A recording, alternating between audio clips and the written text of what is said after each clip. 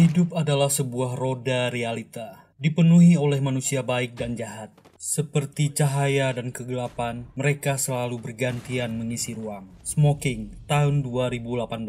Sebuah kisah gelap dari negeri Sakura. Tentang sekelompok pembunuh bayaran yang memiliki cara unik dan mengerikan ketika memburu korbannya. Mereka akan menguliti tato targetnya sebagai barang bukti. Ada mantan dokter forensik kepolisian. Ada mantan juara MMA yang ganas dan brutal. Juga ada ahli senjata yang sangat emosional dan pemarah. Dilengkapi seorang bocil remaja yang tak bisa bicara, tapi ahli obat-obatan. Kelompok ini memburu dan membuka wajah asli dari psikopat-psikopat kejam di seluruh negeri. Akan ada 4 part yang akan Mimin bahas sampai tuntas. Juga ada infografis untuk tokoh-tokoh di serial ini. Yuk bumper dulu.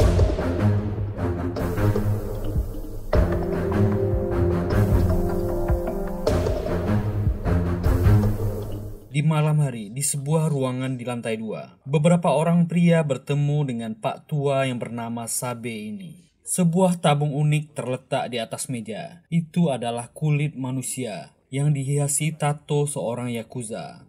Orang yang bernama Kobayashi inilah yang memesan jasa pembunuhan ini. Kulit manusia di dalam tabung ini adalah barang bukti target telah dibunuh. Sabe mengaku dia hanya tukang kulit yang menjalankan tugas sesuai pesanan. Kobayashi tertawa puas melihat hasil kerja orang ini.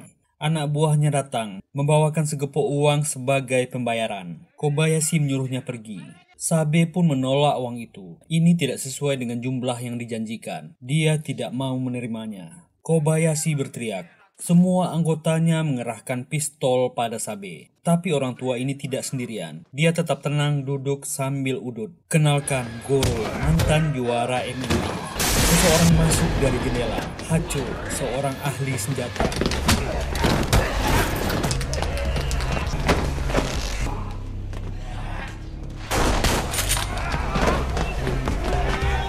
Seluruh anak buah Yakuza ini mencium lantai dengan sukses. Lalu remaja yang bernama Fumin membuat kepala gangster ini pingsan dengan obat biusnya. Di sebuah kontainer besi, Kobayashi terbangun dengan posisi terikat dari pingsannya. Mengamati sekelilingnya, dia melihat 3 orang tadi. Fumin datang membawakan sebuah tabung yang ditutup kain. Itu adalah tato milik Kobayashi. Barulah orang ini sadar, tato beserta kulit punggungnya telah terlepas. Sabe dengan tenang berkata, tukang kulit tidak hanya mengambil tato manusia, tapi mereka juga membuka topeng asli manusia agar sifat jahatnya terlihat. Yang membuat kita tercengang, orang-orang ini tinggal di kawasan untuk gelandangan dan tunawisma. Mereka adalah pencari barang-barang rongsokan, menyamarkan profesi asli mereka, kelompok pembunuh bayaran yang sangat ditakuti. Keempat orang ini memiliki hubungan yang aneh. Fumin bocil remaja. Dia memiliki trauma masa lalu yang membuatnya tak bisa bicara. Tapi dia memiliki keahlian di bidang obat-obatan. Sementara Hacho dan Goro memiliki hubungan yang rumit. Hampir setiap hari mereka bertengkar. Lalu ada Sabe, mantan dokter yang mengumpulkan ketiga orang aneh ini. Fumin kaget. Tiba-tiba paman Sabe mengajaknya untuk camping di area pegunungan. Di kawasan penuh salju dekat area pegunungan. Area ini adalah tempat favorit orang-orang yang ingin camping dan berkemah. Gadis manis ini keluar dari tendanya. Pagi yang indah. Ingin membuat kopi tapi kompor mininya kehabisan gas. Dia menyusuri resort di dekat area pegunungan, mengetuk pintu. Seorang pria dengan tampang aneh keluar, menanyakan keperluan gadis ini. Gadis manis ini ingin meminta sedikit gas. Dengan ramah, dia mempersilakannya masuk. Memastikan kembali tidak ada siapa-siapa di luar. Malam datang. Pria ini bernama Sarukawa. Dengan tenang makan malam. Mendengar ketukan pintu, pria ini berberes. Dan jelas sudah, pria ini psikopat pembunuh. Mayat perempuan yang tadi pagi berlumuran darah di kamar mandinya. Nah, ini dia. Sabe dan Fumin muncul di depan pintunya. mengaku mereka ayah dan anak yang berkemping. Kaki anaknya terluka, ingin meminjam kotak P3K. Sarukawa dengan ramah mempersilahkannya masuk. Orang ini mencoba beramah tamah dengan Sabe dan Fumin. Sabe mengaku anaknya tak bisa bicara. Dia mohon maaf. Karena sudah selesai memperban kaki anaknya, Sabe ingin pamit dan berterima kasih. Tapi orang ini menahannya, menawarkan makan malam. Sabe tersenyum dan mengiyakan. Ternyata orang ini adalah target mereka selanjutnya. Naoya Sarukawa, 3 tahun yang lalu membunuh dan memperkaos istri bosnya. Kemudian menghilang tanpa pernah ditemukan. Mereka menemukan jejak orang ini. Tapi Sabe ragu. Orang ini melakukan operasi plastik untuk mengubah wajahnya. Bukti dia adalah Sarukawa hanya foto ini. Dia memiliki tato di punggungnya. Mereka harus memastikan dulu. Hacho dan Goro yang berada di mobil dekat sana mulai tidak sabar. Untuk apa mereka menunggu? Tapi kedua orang ini terpaksa menunggu instruksi dari Sabe. Kembali kedua orang ini bertengkar. Di rumah Sarukawa, orang ini memberikan info-info tempat wisata yang bisa dikunjungi ayah dan anak ini. Sabe menawari orang ini minum amer. Terlihat ada sesuatu di gelasnya. Tiba-tiba Sabe ingin ke mobil. Dia akan mengambil sebotol minuman lagi. Niat asli orang ini keluar ketika dia berdua dengan Fumin. Apalagi dia tahu Fumin tak bisa bicara. Dia akan membereskan anak ini dulu baru membereskan ayahnya. Fumin masuk ke sebuah kamar mencoba menghindar. Sangat banyak sal-sal dari orang yang telah dihabisi oleh Sarukawa di kamar itu. Pria ini memecahkan kaca dan ingin masuk ke sana. Fumin pun semakin ketakutan. Ingin berteriak tapi tak ada suara yang keluar dari mulutnya. Orang ini mendekat. Tiba-tiba Sabe sudah berada di sana. Lalu berkata, mantan anggota geng Kaju, Naoya Sarukawa. Tato di punggungnya adalah bukti dia orangnya. Mereka dibayar orang untuk memburunya. Orang ini bergerak ingin menghajar Sabe. Dia tiba-tiba terjatuh, kakinya tak bisa dikendalikan. Sabe berucap, dia telah terkena obat bius saraf. Tubuhnya tak akan bisa bergerak. Orang ini mencoba lari dari sana, tapi dia tak bisa mengontrol tubuhnya lagi. Memang gila. Untuk menghilangkan efek obat bius, Sarukawa melukai dadanya sendiri dengan pisau daging. Efek bius itu melemah dan dia menghajar Sabe. Pak tua ini menyuruh Fumin lari dari sana. Tapi remaja ini malah ketakutan. Melihat paman Sabe dihajar, dia teringat dengan masa lalunya. Ibunya disiksa oleh ayahnya sendiri. Dia tak bisa bergerak. Sarukawa sudah siap dengan pisau dagingnya. Tiba-tiba pintu dihentikan. Hacho dan Goro sudah ada di sana. Kedua orang ini malah ribut sendiri. Mereka taruhan rokok satu slov. Hacho sangat yakin rencana Pak Tua Sabe gagal. Dialah pemenangnya. Kedua orang ini malah ingin berkelahi. Sarukawa emosi, tapi Goro dengan mudah menghajar orang ini. Dia sudah ada di kontainer pengumpasan kulit. Kelompok ini akan menguliti tatonya dulu. Sebagai bukti mereka telah membunuhnya. Dia bersalah. Istri bosnya dihabisi. Dan banyak orang yang berkemah di area itu telah jadi korban. Sebagai hadiah, mereka akan mengambil kulit tato di punggungnya tanpa dibius. Adegan ini sangat gila. Proses itu dimulai. Pak Tua Sabe mulai menyayat dan memotong. Orang ini berteriak kesakitan. Ada nasihat dari orang dulu. Jika ingin menghadapi orang gila, Anda harus lebih gila. Jika ingin menghadapi orang kejam, Anda harus lebih bengis.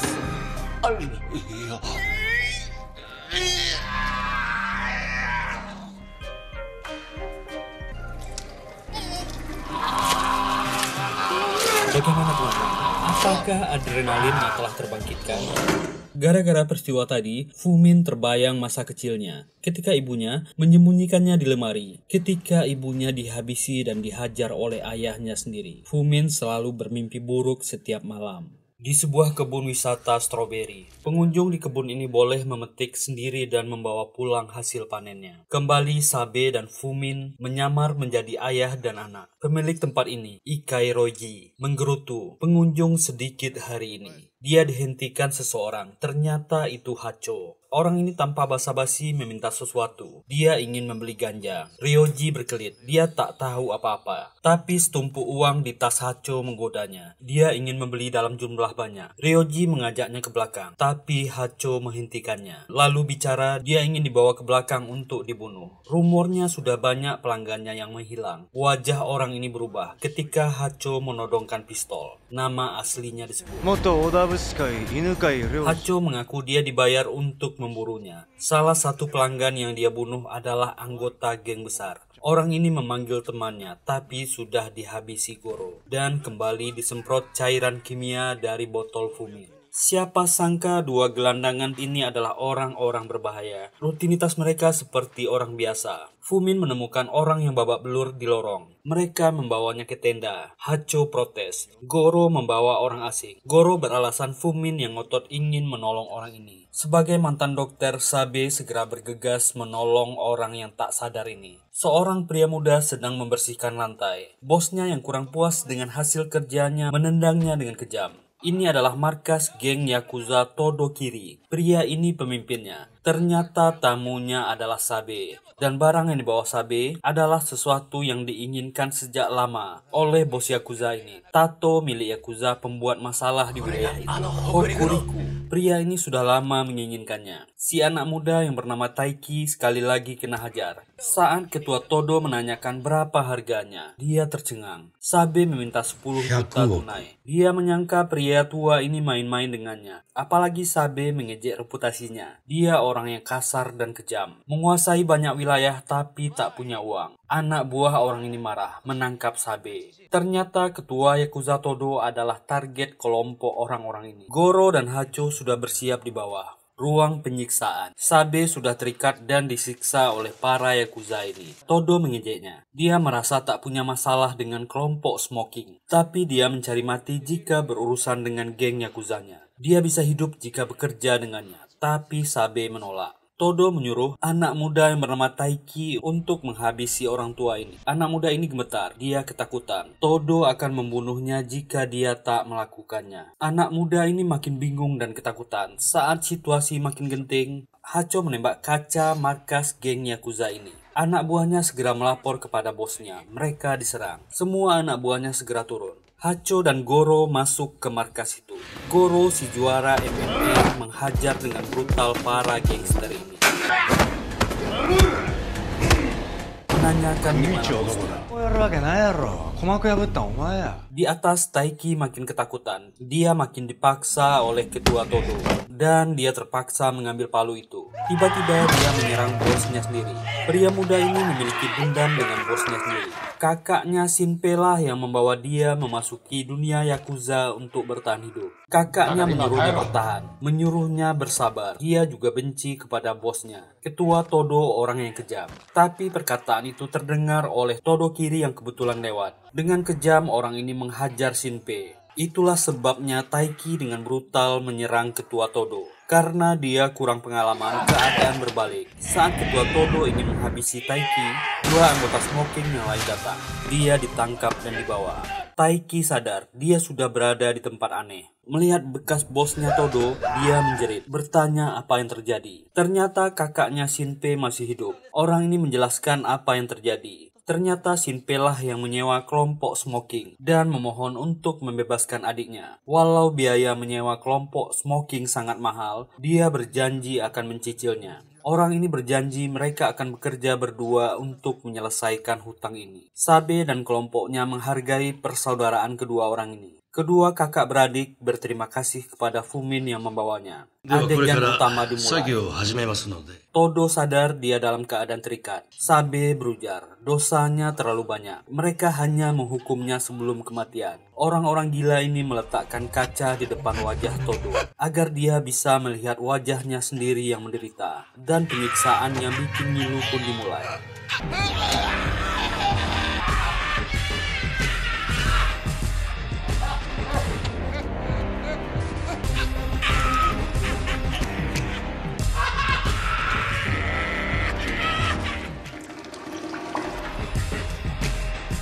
Di tenda, Hacho masih ragu kedua kakak beradik itu akan sanggup membayar. Dia punya usul di masa depan jika ada kasus seperti ini, mereka akan merampok penjahatnya saja.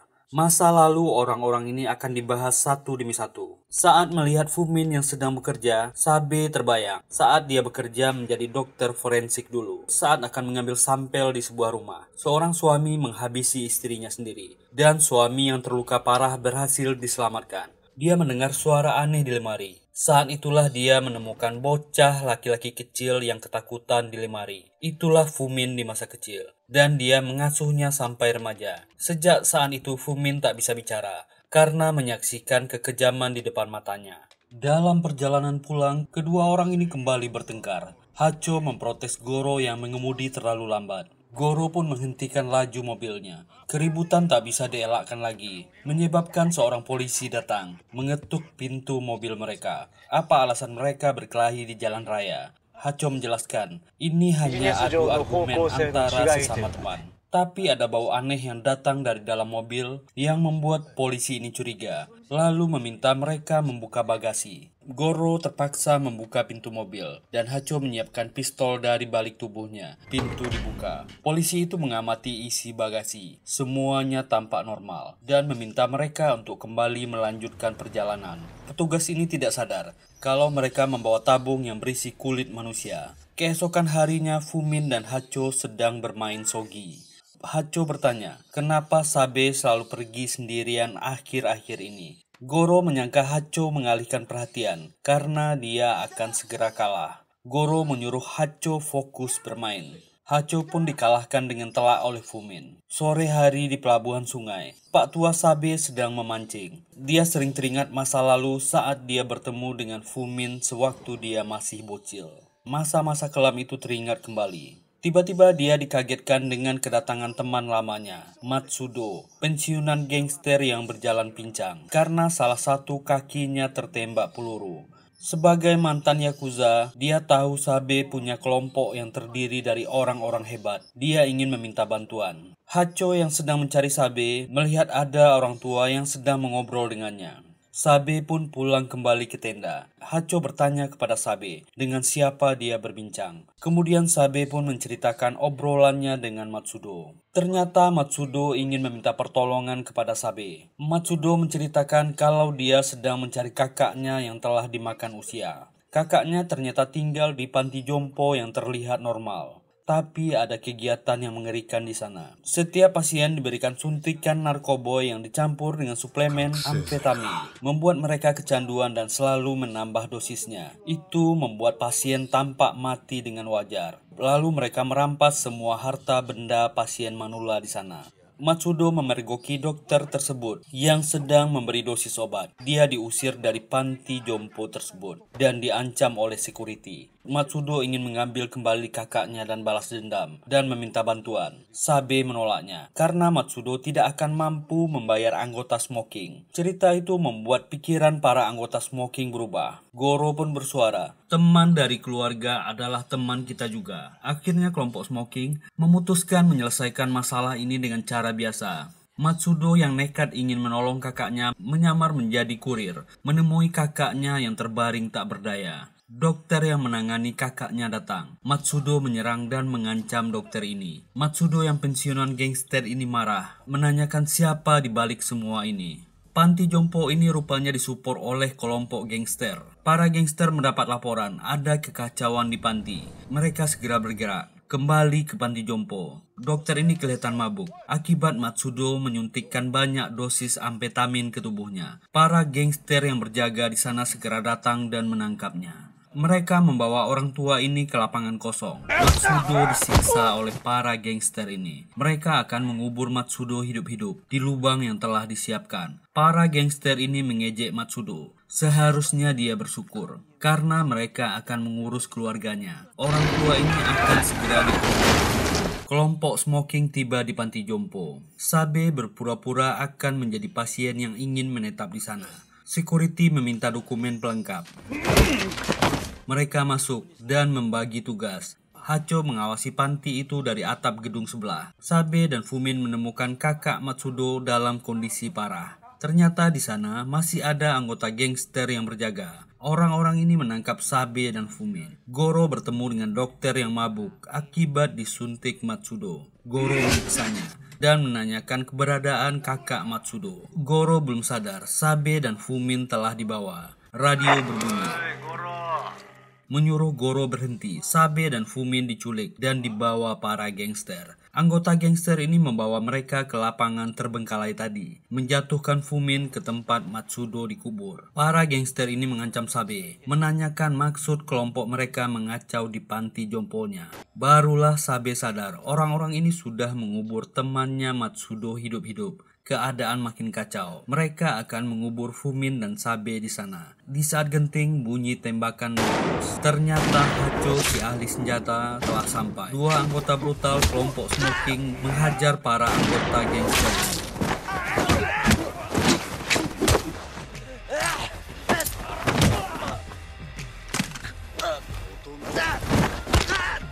Sabe pun masuk ke dalam lubang, menolong Matsudo. Untunglah Pak Tua ini masih hidup.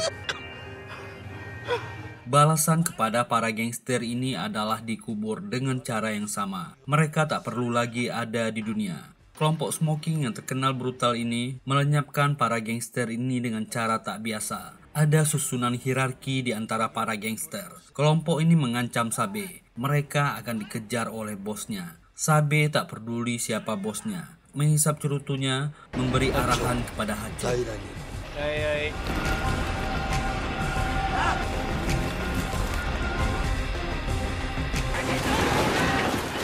Matsudo yang telah sembuh mengajak Sabe memancing sebagai ucapan terima kasihnya karena telah membantunya. Pak Tua ini merasa curiga dan memberitahu informasi bahwa Cleaner mungkin terlibat dalam hal ini. Cleaner adalah organisasi rahasia yang sering terlibat di dunia bawah tanah kriminal di Jepang. Dari ekspresi wajah Sabe, dia sangat mengenal organisasi Cleaner ini. Dan seri Smoking part 1 selesai. Kita akan bertemu lagi di part 2. Di part selanjutnya akan dibahas masa lalu dari kelompok pembunuh bayaran yang aneh ini. Serial ini cukup absurd yang membahas sisi gelap dan gilanya manusia. Jika suka dan terhibur dengan video ini, silahkan tekan tombol like, subscribe, dan nyalakan loncengnya. Semoga sehat semuanya dan dilancarkan semua urusannya. Bye.